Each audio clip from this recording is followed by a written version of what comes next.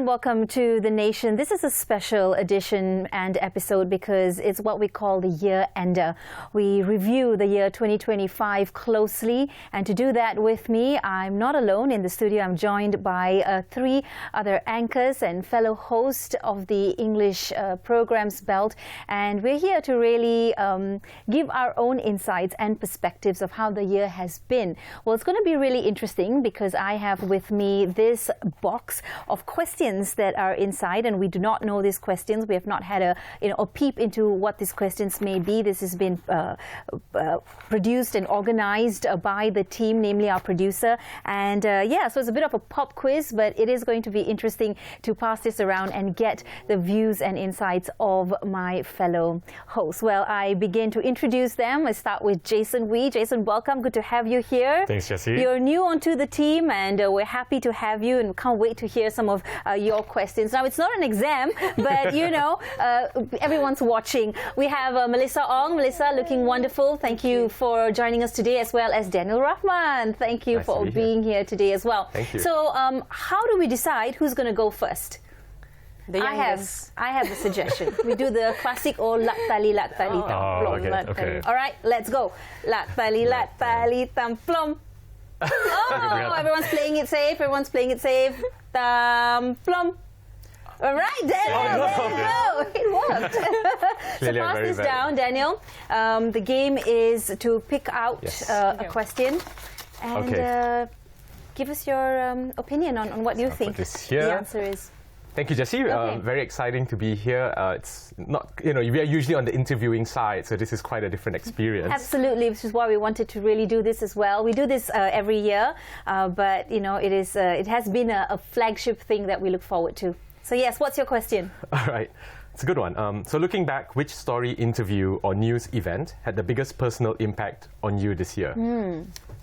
Right, and I'd really like to go round table with this and just get everyone's, sort of perspective as well. Let's start with you, Daniel. Wow, I suppose so many.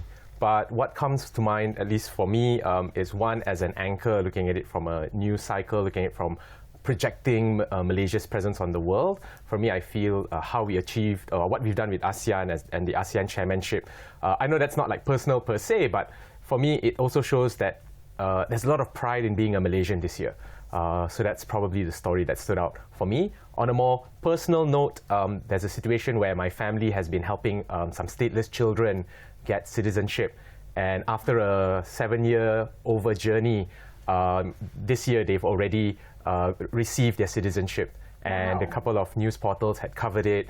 And this is truly wonderful to see this happening. Wow, what a year it has been for you. But I do resonate with the ASEAN sort of theme that has been something we've been listening to from the very beginning of the year. In fact, even from last year, as we primed ourselves up to be chair of ASEAN this year. And it did resonate through all sorts of different experiences that we've had over the year, whether it was preparation to be host or even just knowing better about what some of the bread and butter issues around ASEAN might be. What has that done for you, Jason, in terms of just the ASEAN theme, but also in terms of a story that you remember talking about this year? Right, I think I'm quite young, and so this is my first time being aware of Malaysia being a chairman of ASEAN, right? Since it happens only once in 10 years. And I think for myself and a lot of young people, this is one of the first few times that we're seeing Malaysia at the pinnacle or at the front line of a diplomatic exercise, which instills a lot of pride. I think when we watch both our Prime Minister and various members of our political leadership appear on TV and really negotiate, especially with the Cambodia-Thailand peace agreement. I think that was huge. I think that really for me was both a personal and national level pride event. That I think is going to enter our consciousness in 2026 moving forward. All right, we have to pass the box. So Mel, I know you already have an answer for that, but maybe you will share that with us during the next answer as well. So do you guys want to lat tali, or do you want to just volunteer? Gentlemen first, ladies first. Which one is it? Ladies first. Okay, all right, I'll take one. Okay, so I must say some of these questions we've been told are rather difficult in that aspect. Okay, so my question is, what are you most hopeful in 2026, personally and professionally? So I think for me personally, the story that actually impacted me the most was about the killing of the student in Bandar Utama. I live in the neighborhood in Petaling Jaya. I think we are about the same, DU and DJ, right? And I was like, how can it happen in our neighborhood where, you know, I've grew up in Damansara? And it's just, the more crucial question is not about the act itself, but why is this happening? Are we parents doing enough to navigate what our children go through on a daily basis? I have a 14 years old and I have a 5-year-old. Jessie, you have kids as well, and it's scary. You know, this conversation within parents and the community, especially, we are afraid what is happening. You know, but we have hope because this kind of things has surfaced, and now we are talking about it. And people are, I think, taking action, and yeah, and that's one of my, you know, take on 2025 and the stories that hit hard. That's right. A difficult story, but very nicely put, Mel, because I think mental health is really an aspect that we need to stand up and start recognizing and be bold to speak about. Jason, it's your turn to draw the question, Okay. so go for Let's do it. Let's shake this up a bit. And Questions have been fairly okay so far. yeah. My question is, who or what influenced your outlook the most this year? And what lessons did you take away? Ooh, that's a really tough one. I think, you know, I'm going to piggyback Mel a bit here. And I was also part of facilitating the conversation around the social media ban that's coming up post the murder that happened in Bandar Utama. And I think for me, I was facilitating conversation with so many parents. And I'm not a parent myself, but, you know, hearing both from youth and parents what they are looking and are concerned about, especially when how does our information ecosystem look like? That for me, I think was very instructive because we need to listen to our parents, but we also need to listen to our youth. And a lot of the youth, especially under 18 ones I've been talking to, are concerned about what really is going to be a future for them if they are cut off from our social media. And I think going into 2026, that's going to fuel some of the conversations we have as to how we're going to prioritize and filter information and so on. Now, the question is, do I also pick a question? Yes, of course. for sure. I think, yes, that is get out of it that easily. Oh my God. It's so much easier asking the questions, guys. I'm going to take a really thin sheet here. Ooh, what were the most talked about issues in Malaysia this year? All right. I think for us here in the studio and professionally, we did talk a lot about, well, definitely the ASEAN conference or the ASEAN related meetings that happened. We had been stationed at KLCC ourselves over 3 different times at the International Media Center. So that was not just informative for us, but really giving us the front seat to see, you know, some of how these conversations are held and how within ASEAN itself, 11 member states now, how that joint venture or that coming together can really help to lift us all as a bloc and as a region. The other thing that was really talked about was the tariffs that was imposed by the US. That definitely around mid-year shook many countries across the world, and for a minute or two there was a little bit of confusion as to what, how, when, and then later on, once the dust settled and you know, it was a little bit more clear, then I think we started then discussing about where our economy is going and what are we doing in terms of cost of living, inflation, exports and imports, and so on and so forth. What that did, I think, for me across the board was really open our eyes to being brave enough to have those hard conversations for what I would call a quote-unquote reset. It was a time for us to really assess where we are going as a country, as a government, as a nation, and what we really needed to do to ensure that we are at a sweeter spot.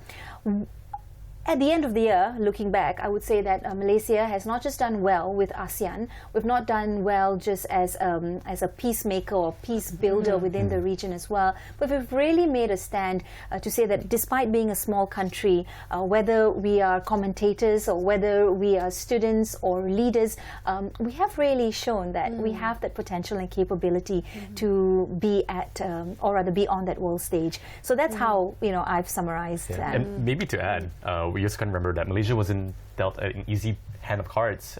Trump, we had a new American administration coming in to power this year, and so we had to navigate so much uncertainty in the foreign diplomacy space that I think Malaysia did a good job given our circumstances that we have. Definitely. And of course, internally, I think aside from the anti-bullying that's been happening, challenges with our young people, we also saw the government introduce policies like anti-stalking laws, anti-harassment, and the Anti-Bullying Act that was passed recently in Parliament. In addition to that, there was a lot of very brave reforms. For example, the diesel subsidy, Budi Madani.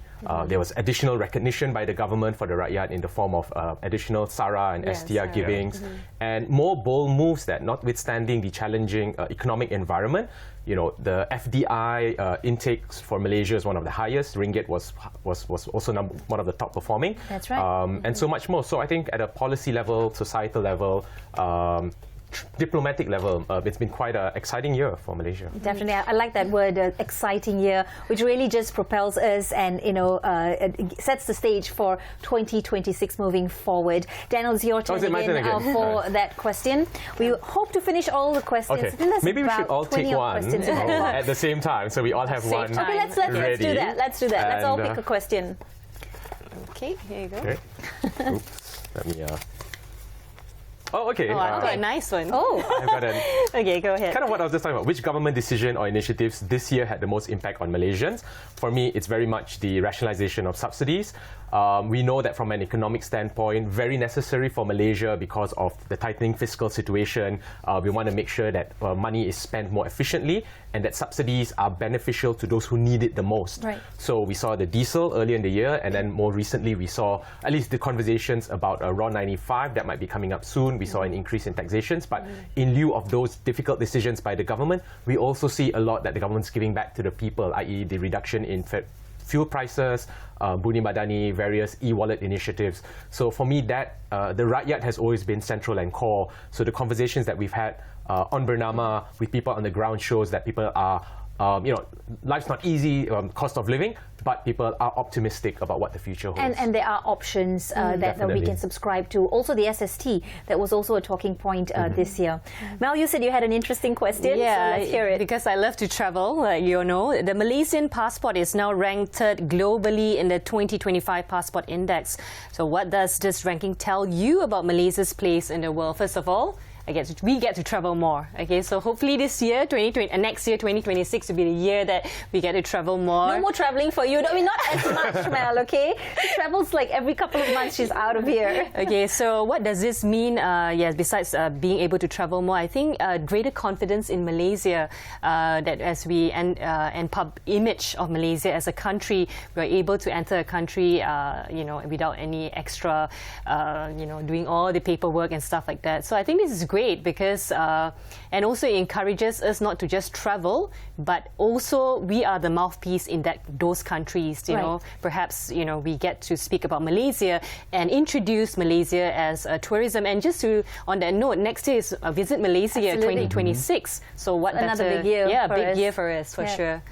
Okay, go for it. I just wanted to add that it also adds the element of trust for tourists, and to know that the Malaysian passport is highly revered. That there is a sense of this is a country that has good standing, is trustworthy, and that obviously will also add a feather in our hat. Maybe one word or one country that all of you would like to visit next year with this powerful passport. I would love to visit Timor-Leste, who just joined ASEAN, obviously, and I heard there's a new connecting flight directly to Timor-Leste, and we are, a new neighboring. Obviously, they've always been there. The countries haven't changed, but it's always nice to visit a country that's one more step closer to us.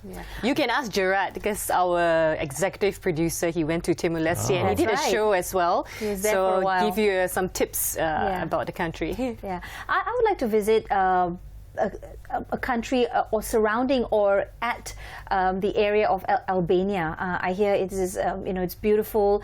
It's still very picturesque, and there's a lot of I think we're all just trying to rush and get out of this rat race and this city living, and it just feels there's a lot more pace of life there, and picking grapes and just staring into nothingness. So a little bit of that quiet time in a country like that. But Daniel? Very nice. For me, probably Turkey. One of my most memorable interviews this year on Bernama was with the Foreign Minister, Excellency Hakan Fidan.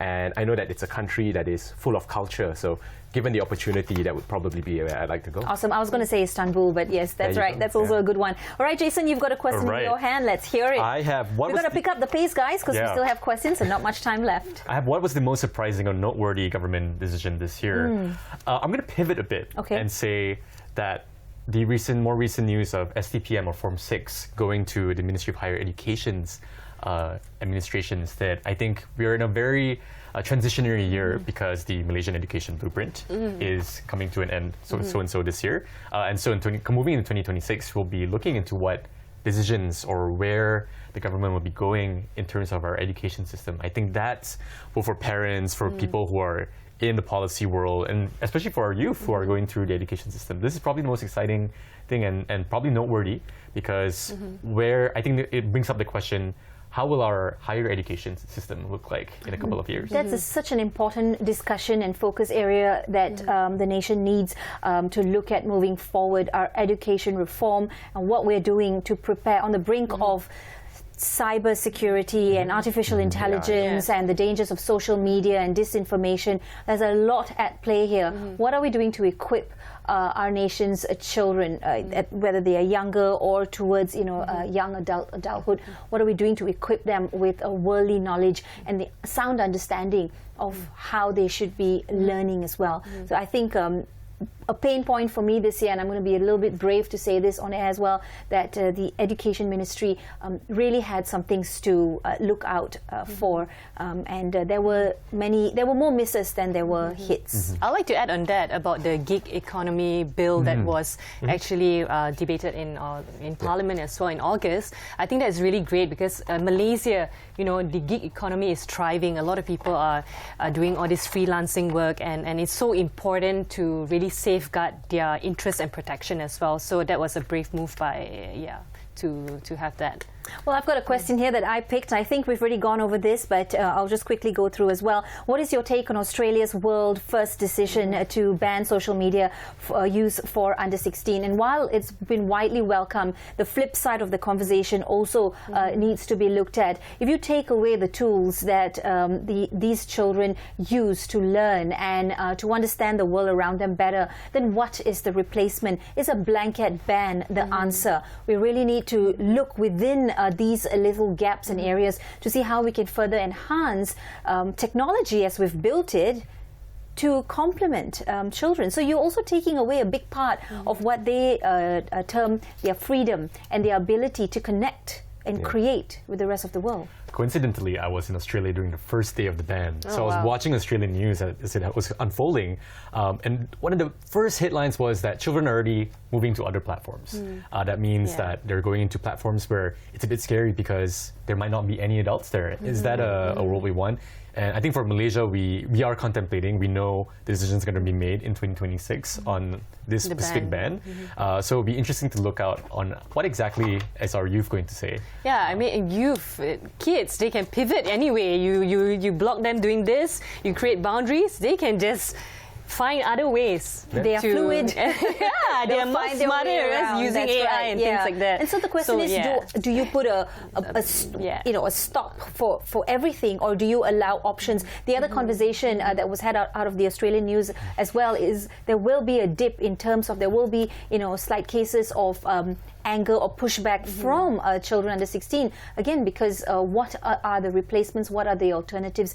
You can't tell them go to a corner and read a book or something, it's going to be do sports. Okay, we still got time and we have more questions. Thank you. Daniel, you did want to add something on that earlier, though. You were looking. Well, I think looking into 2026, taking a forward lens is one thing. Things that we know for sure is technology is moving at a fast pace. Social media is also evolving to make people more addicted to it. So this ban at this point in time is quite wise, while policymakers and parents take a step back and ask themselves, how can we do better?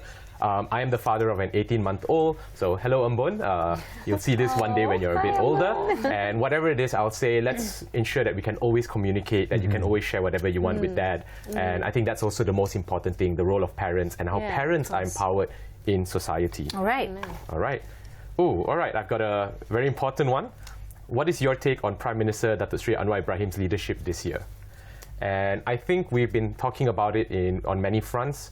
I think firstly, ASEAN chairmanship, he's one of the elder statesmen in the region, and being able to deal with the likes of Trump, the trade war, rising cost of living, and leading the government to take very important decisions when it comes to policy, the various acts that have been passed in Parliament, the reform when it comes to economy and subsidy, and still, nevertheless, being very focused, right? We saw the latest Malaysia plan being launched, as well as budget a couple of months ago. So we see that there is been very strong leadership coming from Prime Minister Datuk Seri Anwar Ibrahim. Of course, 2026 will be no less challenging with the petrol subsidies coming up, with these challenges facing our young children. So more in store for next year for Prime Minister. All right, we look forward to that. Alyssa. Right, my question, as we approach the end of the year, floods are once again reoccurring issue in Malaysia, but Malaysians often show resilience and even humour in the face of adversity. What's your take on this unique way Malaysians respond to hardship? Well, the monsoon is always there. Every year, when I look at the news and I see pictures of people just, trying to rise above this hardship about when they face the flood. Well, I think that we as Malaysians, we have shown empathy. I think like a lot of NGOs came up to provide assistance to those people who are having challenges and hardship. And I think that it shows that we are united even in this time where some of the adversities are happening, not even just in Malaysia, but even in Thailand, in Hat Yai. Yes. I think the United Sikhs of Association, they actually gave some... they were there on the ground, right? Yeah. Boats and aids and everything like that. So I think we Malaysians, we are united. And whenever we see whether ourselves or our neighbour facing a hardship, we stand up and we give. 3 minutes on the clock. Thanks, Mel, for that. Jason, it's on to you. And chop. We've got another round of questions. I'm going to pick one and I'm going to pass it back to you, Daniel, to get the next question. All right, Jason. What moments this year showed the best of Malaysian unity? I have to say, obviously, is the recurring Keretapi Sarong. That's something happening on Malaysia Day. One thing I really like and observed this year as well as the previous years, yes, Merdeka and Malaysia Day are very close to each other, but I think we've been giving a lot more emphasis on Malaysia Day, and I think that's a really positive step, especially to recognize the formation of Malaysia that's equivalent Federation of Malaya, Sabah and Sarawak. That's right. Really great. I just want to say, as we sit here and give you the latest in the news and breaking stories and try to unpack conversations, I have come to realize that there's always sort of two sides and to the coin. There's always the noise that happens outside and this is not good and that's not done enough. And then there's all these policies that we see and these new initiatives that want to help to right the so-called wrong. And I think what we need to do, and we hope to be agents for that as well, is to really help to bridge that, to match that, to say, well, if you're unhappy with this, these are your options. And these are the policies and initiatives that are being done so that we are able to set the record straight or help those in need. So, just know that the government is listening. Just know that as media, we're listening too, and we want to play that role to help bridge this communication for a better Malaysia. Thank you very much. Okay, now next, my turn. Which moment or change in 2025 made you most proud to be Malaysian? Okay, two things very quickly. In October, I was given the opportunity by Bernama to go to Auckland, New Zealand to interview the Prime Minister. That was a moment where it made me feel proud, not just to represent Malaysia's National News Agency, our team, but also as a Malaysian going out there to speak to a world leader, to really understand his perspective outside looking into Malaysia and how we have established ourselves as a global player as well. And let me tell you, they are very much in awe of not just our Prime Minister, but how we are as a nation. And I think the other thing that made me really proud to be Malaysian is, as you mentioned, Mel, that sense of unity, that sense of of community. Wherever you go, there are people trying to help each other out. Very simply, yesterday, I thought I lost my phone because I'm carrying 101 things doing groceries, and I just had to stop a lady and say, can you please just dial my number because I can't find my phone. And, it was just jumped in to help, not like, oh my God, are you here to, rob me or something or the other. So let's move forward with that sense of community and unity, and to understand that despite us looking different and coming from different backgrounds, we are still made of that same fabric, and that is the fabric of Malaysia. Anyone else with a pending question? Yes, I have an interesting one. It says, just very quickly, what role can Bernama play in sort of shaping the narrative for 2026 onwards? And I think firstly, what we do here is also for society and public knowledge. Most importantly, in an era of misinformation and disinformation, we play a role in ensuring that facts remain true, that integrity in journalism is important, and educating the society. Right. And I think at this opportunity, I'd like to take a shout out to our studio team, who've, behind the scenes, who've been fantastic and ensuring that journalistic and media integrity remain true in a world beset by misinformation and disinformation. So as long as the public keep tuning in to us, we'll continue to do our best for them.